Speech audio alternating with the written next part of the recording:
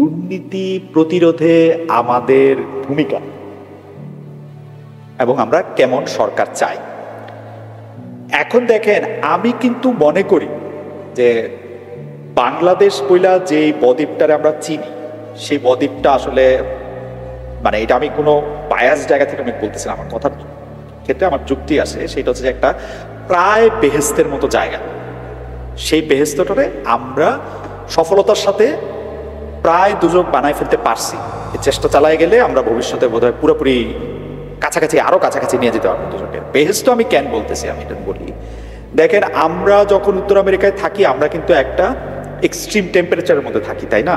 আপনি যদি একটা নির্দিষ্ট প্রিকশন না নেন, তাহলে এইখানে আপনি বাইচাই থাকতে পারবেন না। আপনার খাওয়া, আপনার থাকা, সেটার জন্য আপনার একটা প্রিকশন নিতে হবে এবং আপনার একটা নিজের ব্যবস্থা নিজের করতে হবে।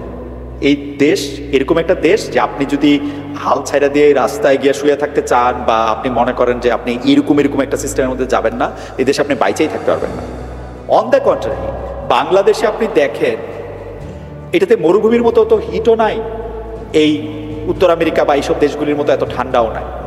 আপনি কিন্তু কম আয়াসে, একটা কম প্রস্তুতি নিয়েও আপনি আসলে বাইচে থাকতে পারবেন, কারণ বাংলাদেশটা এমন একটা জায়গা যে জায়গার মধ্যে থেকে আপনাকে আসলে অনেক বেশি কিছু না করলেও আপনি আসলে বেঁচে থাকবেন।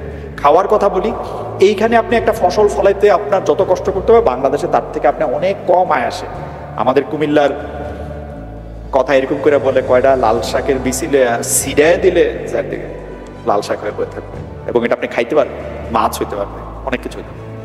কিন্তু আমরা এই যে এই প্রকৃতির এই যে এত সুবিধাটা, নেচারের এত সুবিধাটা, দেশটা যে এত কিছুর সম্ভাবনা মাখা একটা দেশ, এই দেশটার নানা কারণে এই দেশটাতে আমরা এখন থাকতেই পারতেছি না, থাকতেই চাইতেছি না। এই দেশটার কথা ভাবলেও আমাদের গায়ে জ্বর আসে, এবং এটার মধ্যে আমরা অল্প কয়েকদিনের জন্য গেলেও আমরা দেখি যে এটার মধ্যে চরম অব্যবস্থাপনা, চরম মানে যেটা আমরা আসলে যেগুলি আমরা জিনিস না চাই, সেগুলি জিনিসে হচ্ছে ভর্তি এই জায়গাটা। এইটার কারণ কি জিজ্ঞেস করলে আমরা এক একজনের কাছে হয়তো এক একটা উত্তর আমাদের কাছে আসে, কিন্তু সবচেয়ে কমন যে উত্তরটা আমরা দিতে পারবো সেটা হচ্ছে যে বাংলাদেশের প্রবলেম হচ্ছে দুর্নীতি। আমরা দুর্নীতিটা সব জায়গার মধ্যে দেখি, সমাজের সর্বোচ্চ স্তরে আমরা যেরকম দেখি, সমাজের অনেক নিচু স্তরেও, আমি বলতেছি হচ্ছে নিচু মানে হচ্ছে একেবারে ছোট ইউনিটেও আমরা দুর্নীতি দেখি। পরিবারের মধ্যে আমরা দুর্নীতি দেখি। ছোট উদাহরণ দেই, আমাদের সবার বা বেশিরভাগেরই জন্মদিন আসলে দুইটা। আমাদের অনেকেই আমরা 31 ডিসেম্বর বা 1 জানুয়ারি জন্মগ্রহণ করছি, অথবা 2 বছর পরে জন্মাইছে। সেটা কেন? আমাদের বিখ্যাত বাবা মারা আমাদের 2 বছর বয়স কমাই দিছে, বিসিএস 1 বছর বেশি দিতে পারবি, এটা বললাম, বা সরকারি চাকরি একটু বেশি দিতে পারবি। একটা ছোট বাচ্চারে যে আজকে হইল, তারে যে জন্মের দিনটা পর্যন্ত ঠিক মতো দেয়া গেল না, এবং এটা যে একটা ঠিক কাজ হইল না, এইটাও আমরা আসলে অনেক সময় বুঝি না, আমরা এটা কেয়ারই করি না। কি হয়েছে, 2টা বছর বেশি, অসুবিধা। এই জিনিসটা আমি কেন করলাম? এই জিনিসটা আমি করলাম কারণ আমার সন্তান যেন পরবর্তীতে যখন প্রতিযোগিতা অংশ নিবে, তখন যেন সে একটু আগায় থাকে, এটা না? এইটা কিন্তু দুর্নীতি, তাই না? আমরা দেখবেন শীতকাল হইলে আমাদের সবার স্মৃতি, আমরা ব্যাডমিন্টন খেলছি, এই রাত্রেবেলা লাইট টাইট জ্বালায়, আমি, আমার মা, আমার বাবা, আমার ভাই, আমার বোন, আমার খালাতো বোনরা লাইটেরটা নিচে হচ্ছে আমরা রাস্তা থেকে একটা আকশি দিয়ে নিয়ে বাতিটা জ্বালাইছি। এখন এটা ভাই, এটা কেমনে করলেন আপনি? না, এটা করলাম আর আবার আমরা এগুলি ফিল করি না। এখন ঘটনা হইতেছে যে এই যে আমরা বলি যে আমাদের মূল সমস্যা দুর্নীতি, তাহলে আমরা এটা সমাধান করি না কেন? 55 বছর ধরে আমরা এই সমাধানটা করতে আমাদের অসুবিধাটা কি? যদি সমস্যা যদি হয় দুর্নীতি, তাহলে আমরা এটা কেন সমাধান করি না? আমরা সমাধান করি না, আমরা একটা উল্টা কাজ করি। আমরা হচ্ছি এক ধরনের নিজেরা ভিকটিম সাইজা ভিকটিম ব্লেমিং করি, এজ ইফ আমি ছাড়া আর বাকি সবাই দুর্নীতি করতে থাকে, এজ ইফ আমি শুধু ভালো আর বাকি সবাই হচ্ছে দুষ্ট। রাজনীতিবিদরা দুষ্ট, কবিরা দুষ্ট, উকিলরা দুষ্ট, সাংবাদিকরা তো মানে বাদই দেন। আপনি একটা কোনো গোষ্ঠী পাবেন না যে গোষ্ঠীটা সম্পর্কে আমরা ভালো বলি। আমরা বলি শিক্ষকরা ভালো, আমরা বলি ডাক্তাররা ভালো, আমরা বলি ইঞ্জিনিয়াররা ভালো, বা সরকারি চাকরির ক্ষেত্রে কিন্তু ইন্টারেস্টিং, সরকারের পুলিশ খারাপ, সরকারের আমলা খারাপ, তারা সবাই খারাপ, শুধু সরকারি চাকরিটা ভালো। কারণ আমি যখন ওইটা করব, তখন আর এটা আমার কাছে খারাপ লাগে না, তখন আমার এটা লাগে। আর বাকি সব জায়গা থেকে এটা হচ্ছে খারাপ। এই যে আমি বুঝতে পারি যে এই দুর্নীতিটা খারাপ, এই দুর্নীতিটা যে আমি প্রতিরোধ করতে পারি না, কারণ হচ্ছে এই দুর্নীতিটাতে আমি আসলে পার্টিসিপেট করি এবং পার্টিসিপেট কইরা খুশি হই। আমাদের বিখ্যাত বাবা মা আমাদেরকে, আমাদের আগের জেনারেশনে খালি ইঞ্জিনিয়ার বানাতে চাইতো লোকজন। ইঞ্জিনিয়ার যে বানাইতে চাইতো এটা কিন্তু কোনো বিজ্ঞানের প্রতি ভালোবাসা থেকে আমার। ইঞ্জিনিয়ার বানাতে চাইতো দুইটা কারণে, সহজে চাকরি হয় এবং চাকরিতে ওয়াবদায় চাকরি করে, পানি উন্নয়ন বোর্ডে চাকরি করে এবং অনেক টাকা পায়। এই টাকাটা কোত্থেকে পায় আমরা সকলে জানতাম কিন্তু যে কেন, এবং ওর বেতন তো প্রকাশ্য, ও তো সরকারি চাকরি করে, ওর বেতন 5,000 টাকা, কিন্তু ও একদিনই খরচ করতে পারে 5,000 টাকা। আমরা কিন্তু ওকে বাহাবা দিতাম, ওকে সবচেয়ে গুরুত্বপূর্ণ জায়গা দিতাম, ও আসলে সালাম দিয়ে উঠা দাঁড়াইতাম, ও আসলে ওর বউ কোনো জায়গায় আসলে আমরা একদম তেলতেলা মুখে আরো বেশি তেলতেলা হয়ে যেতাম। কেন? চোর, এটা চোর, চুরি করে এবং দেশের টাকা চুরি করে, পানি বা যতটুক দেওয়া দরকার ওটুক না দিয়ে ওই টাকা চুরি করে, বিদ্যুতের লাইন যতটুক দেওয়ার দরকার ওটুক না দিয়ে চুরি করে। আমি কেন ওরে এত ভালো করতেছিলাম?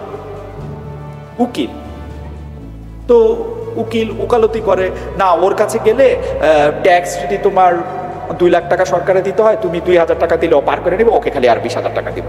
এই তো ওই উকিলটা আমরা ভালো কেন কইতাম, মানে আমাদের যুক্তিটা কি?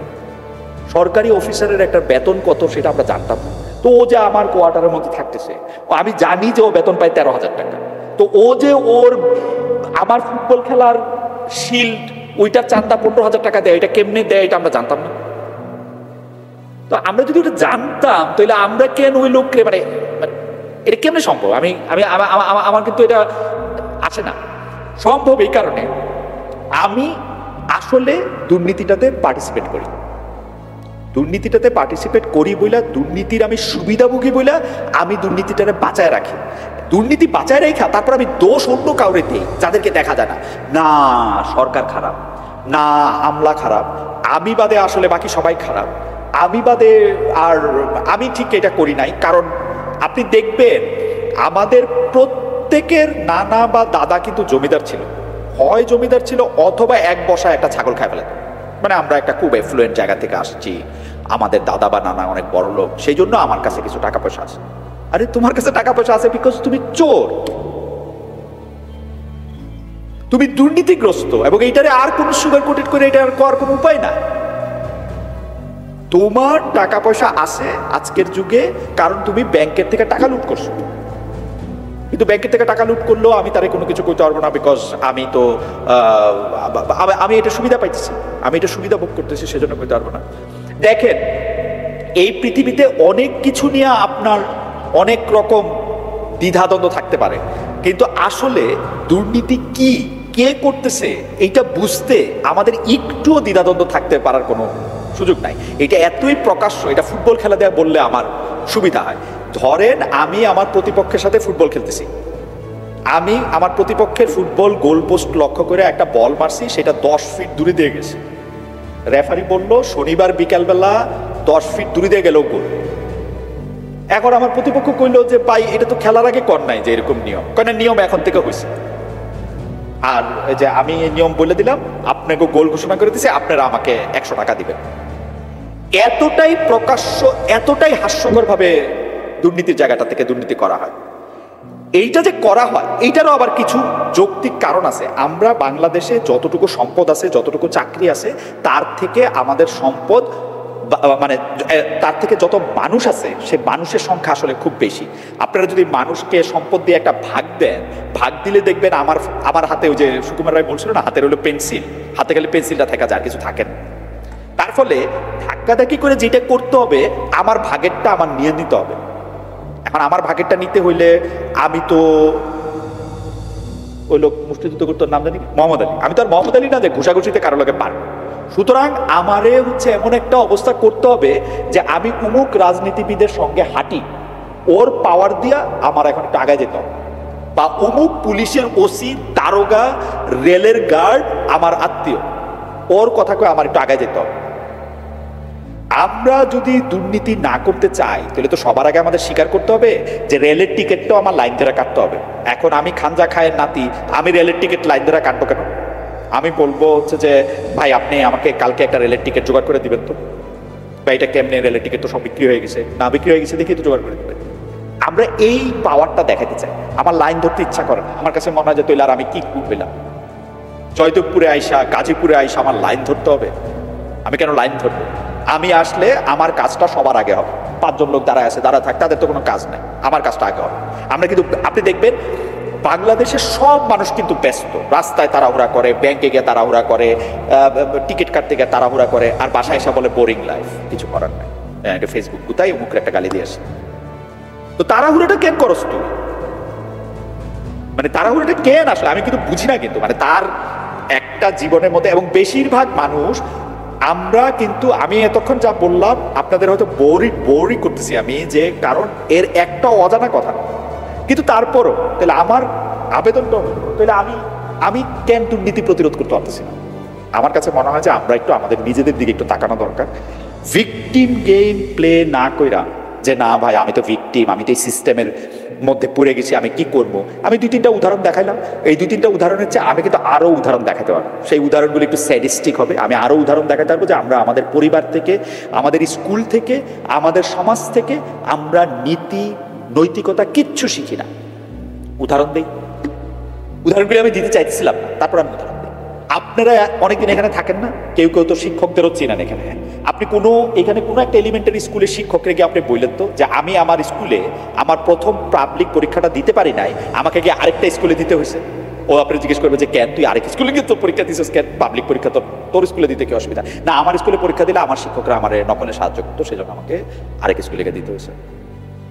সিরিয়াসলি আমরা আমাদের স্কুলের শিক্ষকদেরকে বিশ্বাস করতে পারি না যে ও একটা পাবলিক পরীক্ষা আমার নিবে, এবং সিরিয়াসলি ও নকল করতে সাহায্য করবে। কিন্তু কারণ আমি ওর একটা প্রতিযোগিতার মধ্যে ফেলে দিছি, যে প্রতিযোগিতাটা হচ্ছে যে ওর স্কুলের যত রেজাল্ট ভালো তত হচ্ছে ওর স্কুলে, ও মানে ওর স্কুলটা তখন নাম করা হবে, ওর চাকরি তখন ভালো হবে, এমপিও না কি জানি হবে। তাহলে আমাদের শিক্ষকরা যদি সুযোগ পায়, ও সুযোগ পাইলে আমাকে এখন নকল করতে সাহায্য করতে দেবে। নকল একটা শব্দ আপনি খেয়াল করে দেখবেন, আপনারা যেসব জায়গায় বাংলাদেশে নকল প্রবণ ওইসব জায়গাতে গেছেন কখনো, সেসব জায়গায় দেখছেন কখনো? এটাতে আপনি কেমনে নকল করবেন? এটা তো আসল, বাপ মা ওইটাতে সাহায্য করে পোলাপানে নকল করার জন্য।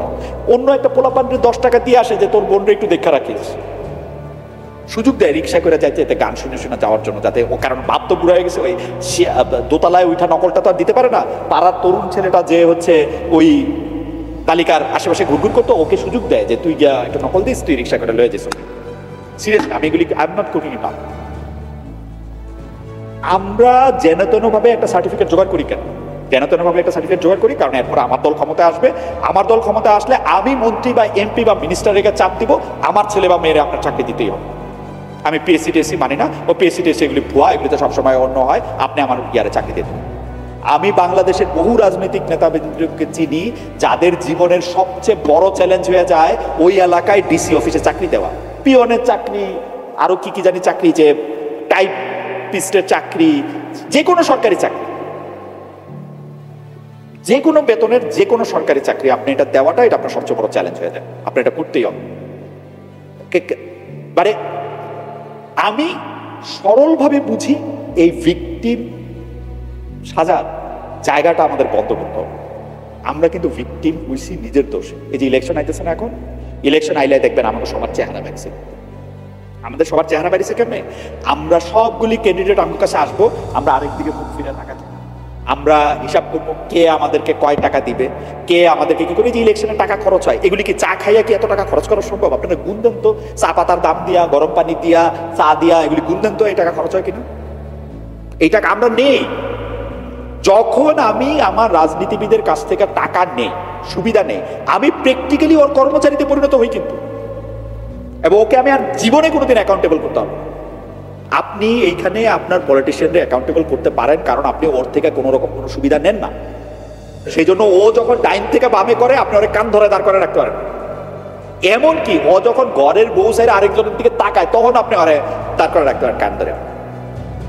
আর এখানে তো যেহেতু আপনাকে 100 গরু খাওয়ায় জেফত দিছে, আপনি একটা এমপি সাহেব যায়, পিছে পিছে যে এতগুলি লোক যায়, আমরা এরা কারা আসলে? এমপি সাহেবদের পিছনে যে এতগুলি লোক আমরা যাই, আমরা গিয়ে কেন রে কই যে আমার মেয়ের বিয়ে দিব 5,000 টাকা দেন, আমার ছেলে মেট্রিক পরীক্ষা দিব আমরা 10,000 টাকা দেন, বা হুদাই গিয়ে বসে থাকি? এমপি সাহেব আসে ঘেঁচাঘিচি করে পিছনে দাঁড়াতে, মানে কেন? এমপি সাহেবের বাসার ভিজা চা বিস্কুট এটা খাওয়ার জন্য আমাদের এত মানে এমপির কাজটা করলো কিনা এইটা ওকে আমরা জবাবদিহিটা কেমনে করি আসলে? এমপি সাহেবের ডিও লেটার দেওয়া ছাড়া আপনি আমার এইটা ডিও লেটার সাইন করে দেন, কি আছে এই ডিওর মধ্যে? আমার বাড়ির সামনে দেওয়া রাস্তাটা নিতে হইব, তা আমার তোর বাড়ির সামনে দেওয়া রাস্তা নিতে হইব, এটার কাজ তো আরেকজনের, ওই কাজটা তো আরেকজনের, ওই কাজটার জন্য তো একটা কম্পিটেন্ট ডিপার্টমেন্ট আছে, এইটার জন্য একটা সিস্টেম আছে। আমি এমপি সাহেব আমার মধ্যে এটা কেন আমার এটা দিতে হইব না? দিতে হইব। বাংলাদেশের মানুষের, আমরা ওদিকে একটা মানে আমার অঞ্চলে কথা আছে যে পেট ভরে গেছে, এখন উঠা যাবে, তারপরেও কইতেছে যে এইটা তো খাওয়া হইলো না। কোন ফেটে খাবি? বাঘের আড্ডি চাবায় হালাই দিব। আমার বাঘের খাওয়া, আমার এটা আমি খাইয়া আমি এটা ফালাই দিব। ওইটার জন্য হইল আমার এখন এমপি সাহেবরে আমার গিয়া পিছনে গিয়া বসে থাকতে হয়, সামনে এসে একটা ছবি তুলতে হয়, গ্রামে গিয়া আমার একটা বাহাদুরি দেখতে হয়, ও এমপি আমার এক ধরনের বন্ধুই তো লাগে তে আমার। এখন ঘটনা দিচ্ছে যে আপনি যখন এটা করবেন, ও যখন আপনার টাকাগুলি মাইরে দিবে, আপনি ওরে কেমনে অ্যাকাউন্টেবল করবেন? আপনার কোন দরকার? আপনি আমার বলেন তো, এই যে গত সরকার আমলে হঠাৎ করে ওই জেফত খাওয়ানোর একটা মানে কি বলে একটা মানে প্রতিযোগিতা, উমুক এমপি 100 গরু তো তুমুক এমপি 150 গরু জমা করে জেফত আপনার কেন খাইতে হবে? মানে কি আপনি ঘরে খাওয়া নাই? হিসাবটা কি? মানে আমি জিনিসটা সরলভাবে যেটা বুঝি, আপনি যখন কারো কাছ থেকে কোনো ধরনের, ভাই আপনাকে দেশেই কিন্তু কথা, এটা কোনো ফ্রিল্যান্স নাই কিন্তু এই দুনিয়াতে, এবং কোনো কিছু আপনি ফ্রি পাইলে আপনি কিন্তু বুঝে নেবেন যে you are the product, not the thing, not the product itself, right? You are the product. আপনারা যদি কোনো কিছু যদি আপনার কাছে ফ্রি আসে, আপনার কাছে কোনো কিছু ফ্রি আসার কথা না, তো আপনি কেমনে বুঝলেন যে এমপি সাহেব তার বাসা থেকে টাকা নিয়ে এসে আপনারে দিবে টাকাটা, তার পকেটের থেকে, তার ব্যবসা থেকে, তার ইয়া থেকে? এটা কোনোদিন প্র্যাকটিক্যালি সম্ভব? কতগুলি এনজিও আছে, সেই এনজিওগুলি একটা গবেষণা পরিচালনা করে দেখছে যে বাংলাদেশের একটা এমপির গড়ে খরচ হয় 2.5 লাখ টাকা থেকে, মানে গড় না, রেঞ্জে খরচ হয় 2.5 লাখ টাকা থেকে 10 লাখ টাকা মাসে। তা আমরা উপরেরটা হিসাবে সুবিধার্থে উপরেরটা ধরি, আরো অনেক বেশি টাকা ব্যয় করে।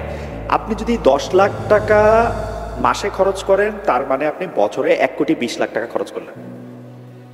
আপনার কাছে মনে হয় এই পৃথিবীতে কোন লোক এরকম আছে 1,20,00,000 টাকা এমপি হইয়া নিজের পকেটে খরচ করবে? এটা আপনারা হইতে পারেন, আপনারা অনেক সময় এইখানে থাকেন, মানুষের সাহায্য করার জন্য মানুষ আপনার সাহায্য চাইলেও টাকা দিলেন, কিন্তু যে একটা পলিটিক্যাল লিডার মানুষের চিনে না, তার কাছে এসে মানুষ চাপ দিতেছে, তার ওইটা রাখার জন্য তারা টাকা দিতে হচ্ছে, সে 1,20,00,000 টাকা দিবে এবং সেইটার বিনিময়ে সে কিছু নিবে না। এটা প্র্যাকটিক্যালি পসিবল?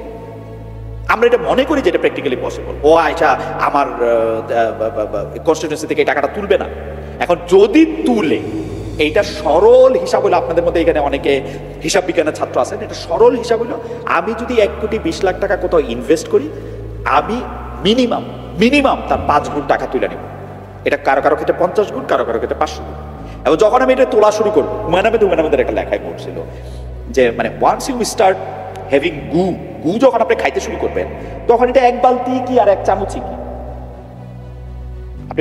আপনি যখন এটা খাবেন, যখন এমপি সাহেব বুঝবে যে ভাই আমার তো এটা করতে হইতেছে, আমি কি করি, তো ও কেন 1 চামচে থাকবে? আমরা যে নিজেদের মানে একটা বাংলা একটা কথা আছে, সখাত সলিল, তার মানে যেই গাতাটা আপনি নিজে গর্ত করেন, এটা আমরা কেন বছরের পর বছর ধরে এটা আমরা করে যেতেছি? কিসের স্বার্থে, কিসের জন্য? এখন দেখেন, আমার কাছে মনে হয় দুর্নীতি দূর করার জন্য আমার প্রস্তাব, আপনাকে সুদী মহলে, আপনাকে করকমলে, আপনাকে কি কম, আপনাকে কাছে আমার প্রস্তাব হচ্ছে, প্রথমে নিজেরে প্রশ্ন করা উচিত যে এইরকম কোনো দুর্নীতির সাথে আমি আসলে জড়িত কিনা। দুর্নীতি টাকার হইতে পারে, হুদাই একটা মানুষকে গিয়ে গালি দিয়ে আসা হইতে পারে, একটা মানুষ একটা কথা কয় নাই, ওইটারে বানায় বানায় কওয়া হইতে পারে। দল বাইন্ধা গিয়া আরেকটা প্রতিপক্ষরে গিয়ে আক্রমণ করা হইতে পারে, যেটা হয় নাই সেটা নিয়ে, এরকম হইতে পারে। আর টাকা পয়সা তো হইতেই পারে। আসেন আমরা টাকা পয়সার কথাই চিন্তা করি, যে টাকা মারে এই দুর্নীতিগ্রস্ত, যার টাকাটা তার পাওয়ার নাই সেটা যে করে সেটা সে দুর্নীতিগ্রস্ত। এইটা যদি হয় তাইলে আমরা দুর্নীতিগ্রস্তরা যদি চিনি, এটা আমি এটার মধ্যে পার্টিসিপেট করতেছি কিনা এটা আমার দেখা উচিত। দেখেন আমরা যদি ধর্মকর্ম মানি তাহলে কিন্তু আমাদের এইটাও মানতে হবে যে দেখেন আপনি যদি এই দুর্নীতিটা নাও করেন, যে করে তার থেকে তো আপনার দূরে থাকতে হবে, তাই না? আপনি তো তার লগে গিয়া খুব আপনি তার সাথে মিশলেন, তাকে খুব পছন্দ করলেন, তাকে খুব সম্মান করলেন, তারপরে বললেন না দুর্নীতি খারাপ, শুধু এই লোকটা ভালো। এটা তো হইতে পারে না, না, এটা তো সোনার পাথর বাটি। একটা লোক দুর্নীতি করতেছে, তারে আপনি করলেন না লোকটা ভালো কিন্তু একটু অল্প একটু মানে তো বর্তমানে বাংলাদেশে চলতে গেলে না ভাই সরি, এইটা কয়া মানে এটা উপায় নাই। সুতরাং আমার কাছে মনে হয় যে ভিকটিম প্লে করা বন্ধ করা, যে না আমরা আসলে কেউ ভিকটিম না, আমরা এটার পার্ট, আমরা এটা প্লেয়ার। আমাদের উচিত কিনা যে আমাদের কাছে দেখা যে আমরা কোনো দুর্নীতিতে অংশগ্রহণ করতেছি কিনা, যতটা পারি সেটা থেকে দূরে থাকা। আর যে দুর্নীতি করতেছে বলে আমরা জানি, এটা তো লুকাইতে পারবে না, কিন্তু টাকা কিন্তু লুকানো যায় না। এবং দুর্নীতি করে লাভটা কি? হে যদি এর দেখাইতেই না পারলো এই আমার এই পোটলায় কিন্তু খাসির মাংস খাসির মাংস খাসির মাংস, ও যদি দেখাইতে না পারলো 1300 টাকা কেজি 1300 টাকা কেজি, ওর লাভটা কি? টাকা খায়। ও যদি ঘরে বসা টাকা মাইরা বুঝি কেউ লুকায় লুকায় খালি কাটালা বিচি ভর্তা দিয়ে ভাত খায়, ও হয়তো টাকা মাইরা ওটা ওর দেখাইতে তো হবে, ও তো এটা দেখাইতে তো হবে। ও এটা দেখায় যখন যখন আমি ওকে চিনি, তারপরেও যখন আমি ওকে মানে আমার কাছে মনে হয় সমাজে যদি আমরা দুষ্টের দমন আর শিষ্টের পালন না করি, আমরা যদি সমাজে যে দুর্নীতিগ্রস্ত যে চোর তাকে যদি সামাজিকভাবে বয়কট না করি, সামাজিকভাবে যদি তারে যাই না জানা সত্ত্বেও আমরা যদি সেই জায়গাটা দেই, এইটাতে আমাদের দুর্নীতি বন্ধ হওয়ার সম্ভাবনা অনেক কমে যায়। সরকার কেমন চাই? সরকারই চাই বা আমাদের জনপ্রতিনিধি চাই, আমাদের সবার আগে যে জিনিসটা ঠিক করতে হবে সেইটা হচ্ছে আমাদের সবার জবাবদিহি করতে হবে। Accountability is a must. আমরা অতীতের সরকার দেখছি, কিন্তু 15 বছর ধরে একটা সরকার ছিল, তারও আগে সরকার ছিল, তার আগে সরকার ছিল, এখন সরকার আছে। সরকারদের মধ্যে কারো কারো এরকম একটা ভাব যে আমি কেন জবাবদিহি করি, আমি কার কাছে জবাবদিহি করি, কে নেবে আমার জবাবদিহি? আমাদের পরিবারেও কিন্তু আমরা দেখি, আমাদের পরিবারে যে সবচেয়ে বেশি আর্ন করে বা যে সবচেয়ে বেশি তার বয়স বা যে সবচেয়ে বেশি গলার আওয়াজ বেশি, তারে দেখবেন কোনো জবাবদিহি করা যায় না। সে বিভিন্ন রকম, সে ওই যে ধরেন ঘরে আইসা সে নিজের কাপড়টা খুলে কোথায় রাখে তার কোনো খবর নাই, আইসা খুব চটপট করে হ্যাঁ আমার কাপড়টা আমি কোথায় রাখছি এটা খুঁজে পাচ্ছ না।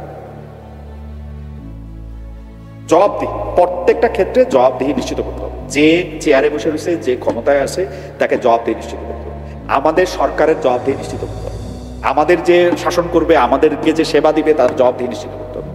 এই জবাবদিহি নিশ্চিত করার ক্ষেত্রে সাংবাদিকদের মানে আমরা যারা আছি তাদের একটা রোল প্লে করতে হবে, তাদেরকে প্রশ্ন করতে হবে, তাদেরকে যে কোনো এস্টাবলিশমেন্ট সেই কোনো জায়গায় এটাকে প্রশ্ন করতে হবে, এটা এখানে কেন হইলো, এটা এখানে কেন হইলো না, এটা জানতে চাইতে হবে। কিন্তু সেই জানতে চাওয়াটা শুধু আরেকটা মানুষকে বিপদে ফেলার জন্য, ব্ল্যাকমেইল করার জন্য, আরেকটা মানুষ যেহেতু আমি দেখতে পারি না শুধু এর জন্য, আমি আর্জেন্টিনার সাপোর্টার ও ব্রাজিলের সাপোর্টার সেই জন্য আমি ওকে বিপদে ফেলে দিব, ওইটার মানসিকতা থেকে না হইলে আর কি। আমার প্রস্তাবনার মধ্যে শুধু একটু কি বলার, আমি আবার বলি, সাম আপ করি, সেটা হচ্ছে দুর্নীতি জিনিসটা আমরা যেন ওই দুর্নীতিতে অংশগ্রহণ না করি। আমাদের কোনো অংশগ্রহণ থাকলে সেটা মুইচ্ছা সেটা আবার প্রথম থেকে করা উচিত। দেশে দোষ দিয়া, অন্য মানুষের দোষ দিয়া, অন্য পেশার লোকের দোষ দিয়া, আমি সারা জীবন ডাক্তার আমারে যে কয়টা জিনিস খাইতে বলছে তা না খাইয়া তার উল্টাটা করে এখন ডাক্তার গেলেই খালি পয়সা নেয় আর হলো টেস্ট করতে দেয়, এইটার মধ্যে যেন আমরা যেন অন্য একটা পেশার লোক রে, একটা ইঞ্জিনিয়ার রে, একটা উকিল রে, একটা শিক্ষক রে, একটা ধর্মীয় যিনি শিক্ষা দেন বা ধর্মীয় যিনি ইয়া করেন তারে দোষটা না দিয়া নিজেরে দেখে আমরা ঠিক আছি কিনা, এইটা খুব জরুরি। আমরা ভিকটিম না, আসলে আমরা প্লেয়ার, আমরা এর মধ্যে উদিন আসি। বাংলাদেশের দুর্নীতি বাংলাদেশ থেকে বাইরের থেকে আইসা কেউ কইরা দেওয়া যায় না, যদি কইরা দিয়া যায়ও ওইটাও আমাদের ব্যর্থতা।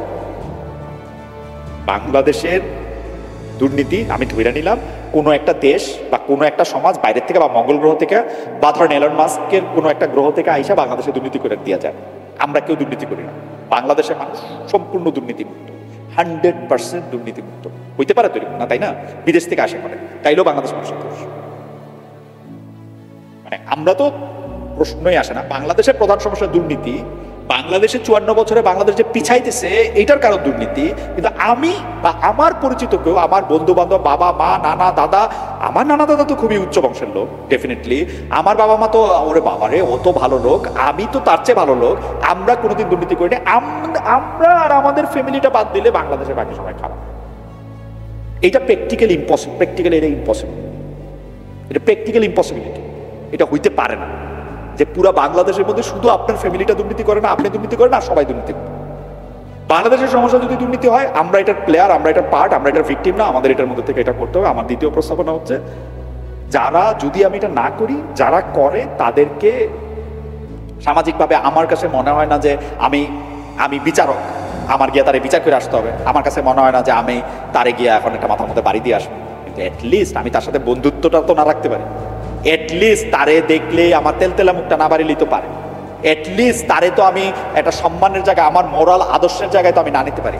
আমার কাছে কিন্তু পড়ালেখা, আমি দেখছি পড়ালেখার মূল্য আমার কাছে কম কেন লাগে। আমি ঢাকা ইউনিভার্সিটির ছাত্র, কিন্তু আমি জীবনে কোনোদিন দেখি নাই ডেস্কে বসে যে লোকটা ঘুষ খাইতেছে সে বলে কি ব্যাপার আমাকে ঘুষ সাধতেছে, জানেন আমি ঢাকা ইউনিভার্সিটির ছাত্র, আমাকে কি করে ঘুষ সাধলেন? জীবনে শুনি নাই, আমি জীবনে শুনি নাই বাংলাদেশের সবচেয়ে ভালো, সবচেয়ে নেক মাদ্রাসার ছাত্র যে ঘুষ খায় সে ওই শিক্ষা প্রতিষ্ঠানটায় পড়ছে বলে সে কইতে পারছে যে না আমি ওইরকম শিক্ষা প্রতিষ্ঠানের ছাত্র, আমি এটা করতে পারবো না। সেই জন্য শিক্ষা জিনিসটা কিন্তু উইদিন, মানে এটা উইদিন ইউরসেলফ। এটা আপনি কিন্তু এটা কইতে পারবেন না যে আমি গভর্নমেন্ট লেভেলের ছাত্র বা আমি হারম্যান ম্যানারের ছাত্র, আমি কেমনি ঘুষ খাওয়া, আমি এগুলো শুনি না। কিন্তু আমি বরং উল্টাটা দেখি, আমি দেখি গোষ্ঠী করে। তো সেইটা থেকে আমার প্রস্তাব যে এটা একটা গোষ্ঠীতন্ত্রের জায়গা থেকে আমরা দুর্নীতি আটকাইতে যদি চাই, তাহলে আমরা এটার ভিকটিম রোল প্লে না করে আমরা নিজেরা যে প্লেয়ার এটা স্বীকার করি, এবং যে দুর্নীতিগ্রস্ত তার থেকে আমরা দূরে থাকি। আমি বিচার করতে কইতেছি না, কিন্তু বিচার একটা খারাপ জিনিস, কারণ আমি তো জানি না আসলে। আমি আপনার দেখা, আপনি এত সুন্দর কাপড় চোপড় পরেন যে দেখেই মনে হলো যে ও এগুলি মনে অনেক দামি। এখন সুন্দর কাপড় চোপড় কম দামেও পাওয়া যায় আসলে, আমি না যাই না ওইরকম একটা সিদ্ধান্ত দিতে পারি, আমি সিদ্ধান্ত দিতে বলতেছি না। কিন্তু যেগুলি প্রকাশ 1500 টাকা বেতন পাইয়া 15,000 টাকা পোলারে সাঁতার শিখতে পাঠাইতেছে প্রকাশ, তারে আমার সমাজের সবচেয়ে গুরুত্বপূর্ণ চেয়ারটা আমি তারে দিব কিনা সেটা একটু দেখার জিনিস। আমি যারে আমার প্রতিনিধিত্বের দায়িত্ব দিব সে যেন আমাকে তার কর্মচারী না ভাবতে পারে, সেই জন্য তার থেকে ডাইরেক্ট কোনো ফেভার নেওয়া আমার মত না। ডাইরেক্ট ইনডাইরেক্ট আমি চাবো যে সে পলিসি চেঞ্জ করুক, আমি চাবো যে সে রাস্তাঘাটের উন্নতি করতে চেষ্টা করুক, আমি চাবো যেটা করুক, কিন্তু ব্যক্তিগত উন্নতি। এই রাস্তাটা ঠিক একেবারে আমার বাড়ির ফিরে, তার বাড়ির সামনে দেয়া করিস না, এটা আমার বাড়ির সামনে দেয়া কর। কি তোর বাড়ির সামনে? বাংলাদেশে গত 10 বছরে অনেকগুলি জায়গায় বড় পরিবর্তন বা বড় দুর্নীতি বা বড় ঘুষের কাণ্ড ঘটছে কার বাড়ির সামনে দিয়া এটা রাস্তা বা কার বাড়ির সামনে দিয়ে একটা সরকারি প্রজেক্ট হবে, এটা নিয়ে আপনারা খোঁজ নিলে একটু জানতে পারবেন। এবং যার পাওয়ার বেশি, মানে যে এলাকার এনে তেজি এমপি অথবা প্রধানমন্ত্রীর কার্যালয়ের লগে যার একটা ভালো সম্পর্ক, সে এগুলি করছে। সো এটা আমরা একটু এটা করা বন্ধ করি। আমার প্রস্তাব আজকে এই পর্যন্তই। আপনাদের যদি আজকের এই টপিক নিয়ে কোনো প্রশ্ন থাকে, কোনো পরামর্শ থাকে, আমার কথায় যদি কোনো আপত্তি থাকে, মন খারাপ করা থাকে, আপনি এটা বলতে পারেন। আমার নাম কাজী, এটা আমার স্যার নাম আর কি, খাতা বইয়ের নাম, আর ডাক নাম বলে কোনো লাভ নেই, কেউ চিনে না। আর ওই পিনাকি ট্রোল আমাকে মারতে পারে, এটা যদি আপনি ওই ভিডিও দেন, কিন্তু কেয়ার করি না। আমার প্রশ্ন নাম্বার 1, এই যে এর বিরুদ্ধে একটাই প্রশ্ন, যে 2010 সালে সম্ভবত অথবা 9 সালে যখন আপনার ওই আমাদের প্রবাসীদের, আমেরিকারটা আমি জানি, অন্য দেশেরটা জানি না, প্রবাসীদের যখন ডাটাটা ইলেকট্রনিক করা হলো, হাসিনা আপাই করছেন ওনার সময়, ওই সমস্ত অরিজিনাল ফাইল থেকে ইলেকট্রনিক ডাটা করা হলো আমাদের গ্রিন কার্ড, সিটিজেন, ব্লা ব্লা ব্লা, তখন বাংলাদেশি মানুষ, উনি এই যে আইসিস, যেটা টেরোরিস্ট ওবামা নাম দিল, এদের বাংলাদেশিদের একটা তালিকা উনি করছে, সম্ভবত সাউথ এশিয়ার তালিকাটাই উনি করছে, ওই ডাটাবেসটা উনি তৈরি করছে। আপনি যেহেতু সাংবাদিক মানুষ, আপনি কি ওনার ব্যাপারে জানেন? বা সে কিন্তু আওয়ামী লীগের লোক না, বাই দ্য ওয়ে। তো উনি হচ্ছে এই জেএনজি টেনজি যা যা ঘটতেছে তাদের সাথে একটা সম্পর্কিত মানুষ। আর এটা যেহেতু ওই বিডিআর মিউটিনির ইমিডিয়েটলি আফটার হয়েছে, উনি এটা করছে এবং সে নাকি এই মিডল ইস্টের লোক। এর ব্যাপারে কিছু কিছু জানেন নাকি? আপনি যেহেতু এখন নিউ ইয়র্কে থাকেন, ঠিকানা কাগজ, এত পুরানা কাগজ, তো আপনি প্রশ্নটা হচ্ছে এই মানুষটার ব্যাপারে কিছু জানেন? এই মানুষটা কে এবং তার সে অনেক মানুষের অনেক ক্ষতি করছে, including the murder of Avijit Roy and blah blah blah. তো প্রশ্নটা হচ্ছে এর ব্যাপারে কিছু জানেন কিনা ওই মানুষটা যে ডেটাবেস তৈরি করছে আইসিস, যে বাংলাদেশে ইসলামিক। Thank you.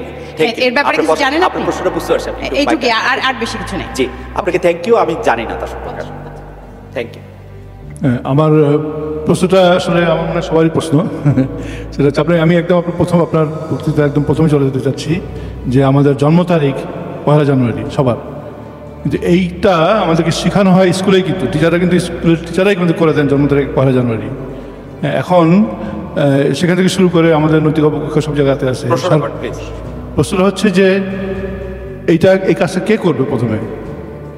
এই যে আমি দুর্নীতি করতেছি, এই প্রশ্নটাই আমরা কাকে করবো, কখন করবো, কিভাবে করবো? আপনাকে অনেক ধন্যবাদ দানারি ভাই। আমি যে জিনিসটা বলি যে আপনি যেহেতু এখানে অনেকদিন ধরে থাকেন, আপনি আমাদের এইখানে যারা জন্মাইছে আমাদেরই ছেলে মেয়ে, তাদের কাছ থেকে আপনি দেখবেন যে তারা কার কাছ থেকে আসলে শিখে। তার জন্ম তারিখ কিন্তু আপনি বদলাইতে পারবেন না। এবং কোনোদিন যদি সে শুনে তার জন্ম তারিখটা আপনি বদলে দিছেন, মানে আপনার জন্য কিন্তু কঠিন দিন আছে। আমাদের এখানে যারা ছেলে মেয়ে আসে তাদের সামনে একটা মিথ্যা কথা বলে দেখেন, তাদের সামনে একটা বলে দেখেন যে তুই এখন পড়ালেখা কর, কিন্তু তোর বন্ধু জিজ্ঞেস করলে কিন্তু বলবি যে পড়স নাই কালকে। আমাদের সব ভালো ছাত্ররা আগের দিন পড়তো না, পরীক্ষার আগের দিন আরে কালকে পড়ার সময়ই পাই নাই, এগুলি প্রিটেনশন শিখায়েন তাকে। তাহলে আপনি উত্তরটা পাবেন যে এটা আসলে কোত্থেকে শিখে বা কোথায় কি করে। এটা স্কুল, পরিবার, আমাদের গ্রহণযোগ্যতা। এখন ঘটনা হয়েছে কি, আমরা যখন এখানে আমাদের স্কুলে পড়ি তখন আমার কাছে মনে হয় যে না, শিক্ষকরা যখন বলতেছে বা তারা নিশ্চয়ই ঠিকই বলতেছে, কিন্তু আমরা যখন এটা প্র্যাকটিস করি আমাদের ওখানে, তখন তো আমার এখানে তো আপনার বিসিএস পরীক্ষা দিতে ওই বয়সের হিসাবটা তো নাই। এই জন্য বাচ্চাদের কাছে শিখবেন, আপনার বাচ্চাদের দেখবেন যে কি করে, দেখবেন যে তারা আপনার মানে আমার চেয়ে ভালো বলতে পারবে। Thank you. আমার নাম হেনা। ধন্যবাদ খালেদ ভাই, আপনি দুর্নীতি নিয়ে অনেক বিশদভাবে আলোচনা করেছেন। আমি একটু আপনাকে করি যে দুর্নীতিতে আপনি ব্যক্তিকে দায়ী করেছেন, ব্যক্তির পরিবর্তনটা আপনি চাচ্ছেন। আমার কাছে মনে হয় আমেরিকাতেও ব্যক্তি কিন্তু দুর্নীতি করার জন্য তৈরি থাকে, কিন্তু সিস্টেম যদি স্ট্রং হয়, এখানে কিন্তু আমরা সিস্টেমে থাকি। যেমন আমি যখন একটা রেড লাইট ক্রস করি, আমি ডান থেকে বামে যাওয়ার আগে পুলিশ আমাকে ধরে ফেলে। সো সিস্টেমটা যতদিন পর্যন্ত না স্ট্রং হবে, সিস্টেম আমাকে যদি আটকাতে না পারে, ব্যক্তির চরিত্রের ভিতরে ভুল ত্রুটি এদিক সেদিক থাকবেই, কিন্তু সিস্টেমের ভিতরে। আপনার প্রশ্নটা বুঝতে পারছি। আমার যদি মানে জি, আমার কাছে এটাই মনে হয়। আমার মনে হয় যে এটা খুবই স্ট্রং। আপা একটু যদি এটা দেন, আমার কাছে মনে হয় যে আমি আজকে এতক্ষণ যা কিছু বললাম সেটার এগেনস্টে এটা খুবই স্ট্রং একটা লজিক। কিন্তু মুশকিলটা হইতেছে কি, আপনি যে সিস্টেমটার কথা কইতেছেন সেই সিস্টেম আগে নাকি ব্যক্তির পরিবর্তন আগে, সেটা অনেক বড় প্রশ্ন। আপনি আজকে যে দেশের মধ্যে আসেন, এই দেশের সিস্টেম কিন্তু একদিনে হয় না, ব্যক্তির পরিবর্তনের মধ্যে হয়েছে। আপনি জানেন এক কাপ চা কি মানে অতি ক্ষুদ্র ব্যাপারে, মানে একটা মাফিনের জন্য এখানে মানুষ খুন হইতো, একটা ব্যক্তিগত একটা জমির জন্য এখানের মধ্যে থেকে 10টা উইনচেস্টার রাইফেল বাইরে। এই যে ব্যক্তির এই চরিত্র ছিল, সেই চরিত্র থেকে তারা যে একটা সিস্টেম করতে পারলো, সেই সিস্টেমটা কিন্তু একদিনেও হয় নাই। এবং সেই সিস্টেমটার মানে আপনি যদি আপনি বলেন যে আমাকে আগে প্রথমে সিস্টেমটা দিতে হবে এবং তারপরে আপনাকে এটা আপনি করবেন, এটা প্র্যাকটিক্যালি ইম্পসিবল। আমি কারণটা বলি, আপনি আমেরিকায় থাইকা বা সুইজারল্যান্ডে থাইকা বাংলাদেশের সাথে একটা তুলনা করা কিন্তু সহজ, কিন্তু এই তুলনাটা ম্যাড। কেন?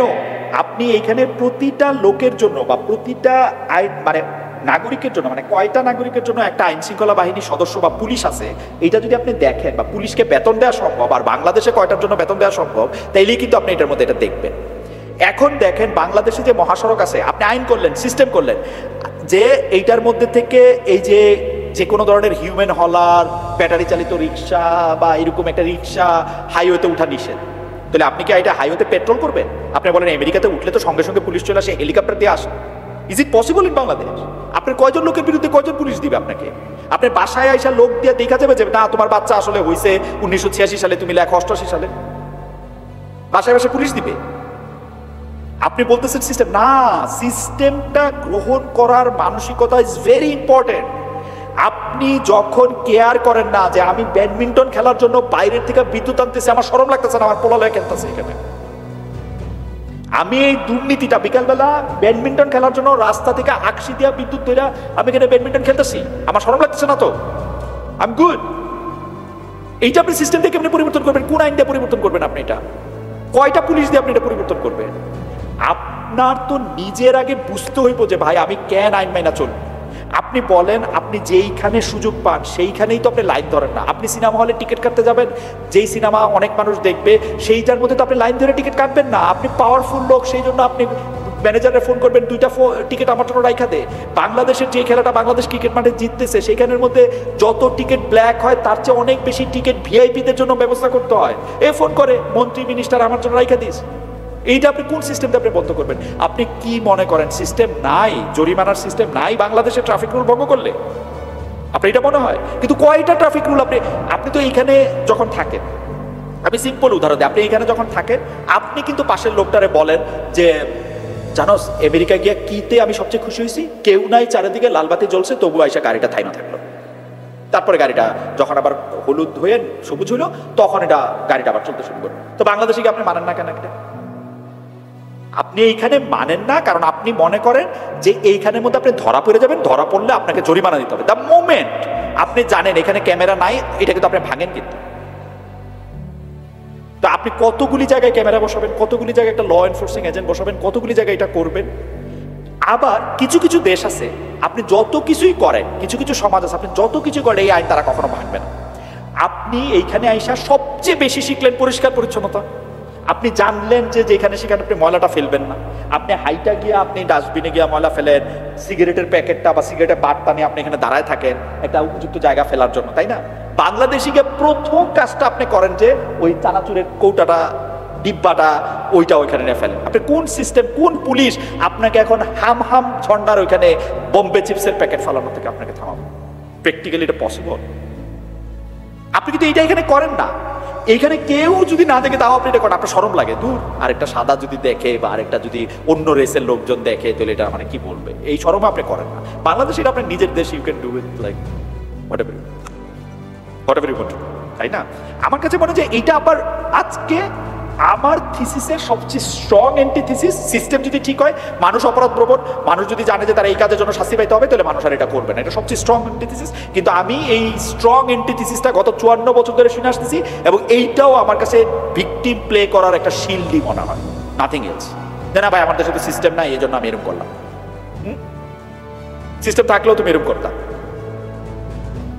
ইতালিতে তো সিস্টেম আছে।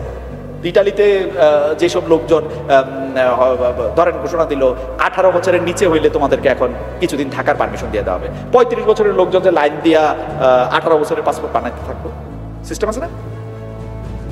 এইখানে সিস্টেম আছে না? এইখানের মধ্যে থেকে আমরা প্রতিনিয়ত আইন ভাঙি না, প্রতিনিয়ত আমরা নীতির বাইরে যাই না, আমরা বুঝি এগুলি সিস্টেম আছে তো। আমরা একটা সুযোগ পাইলে, ধরেন আমি মাছের কথা বলি, মাছের একটা সিস্টেম আছে।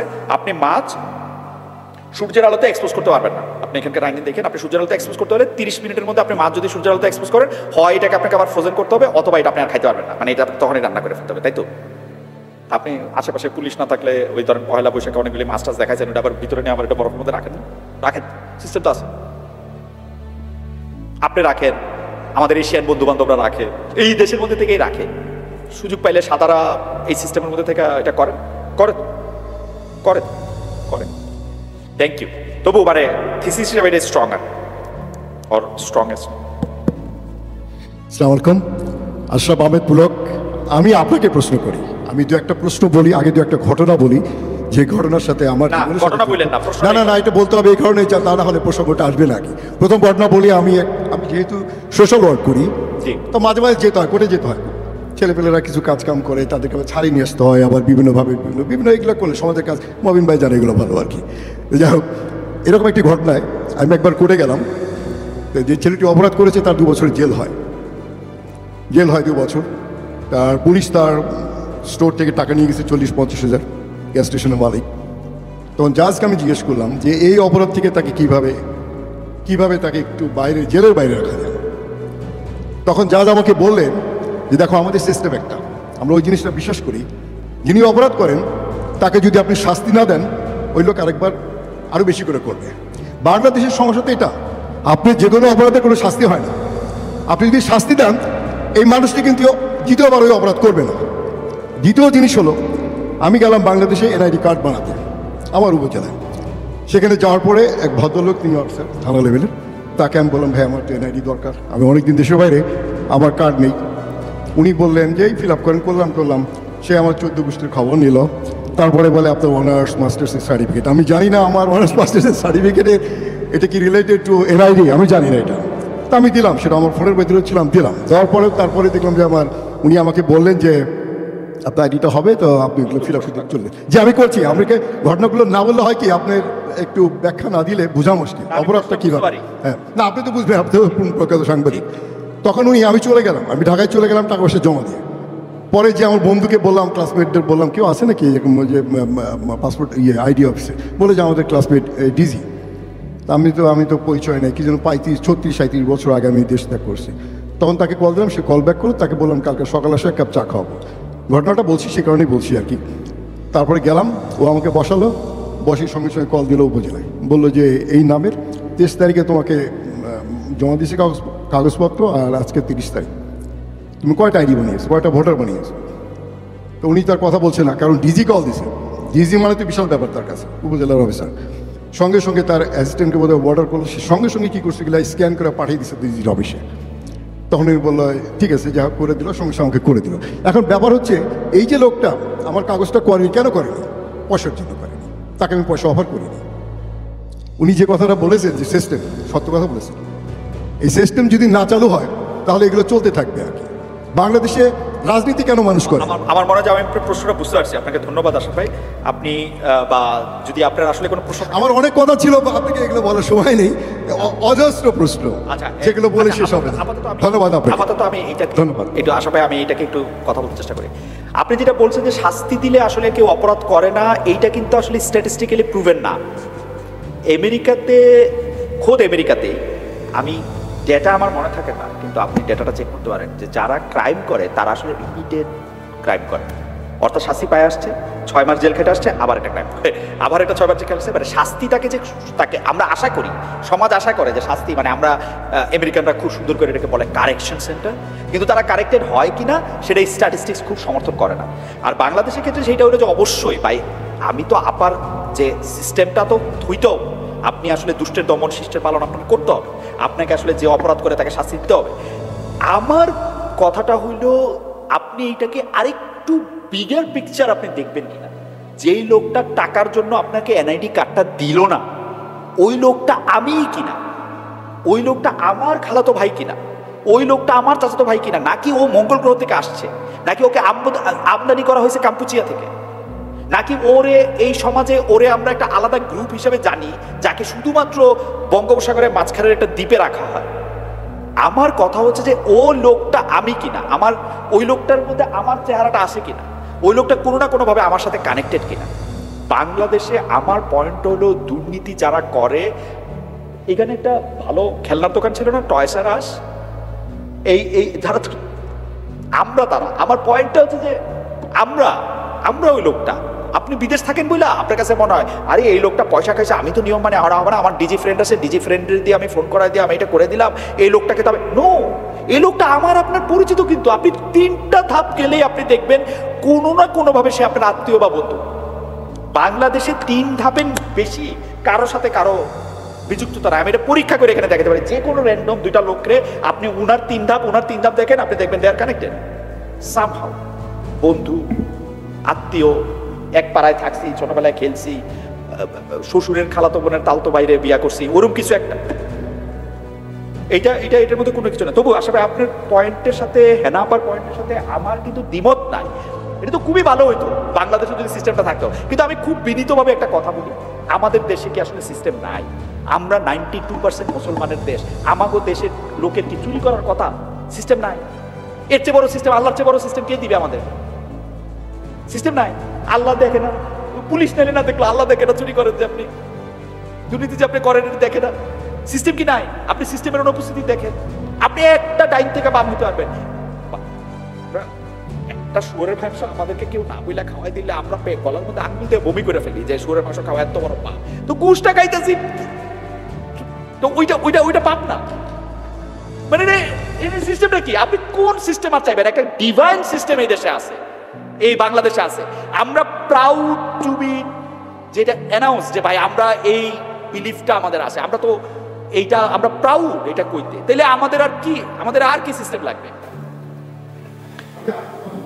এই আরে একটু ঘুরে আসি, আবার একটু ঘুরে আসি।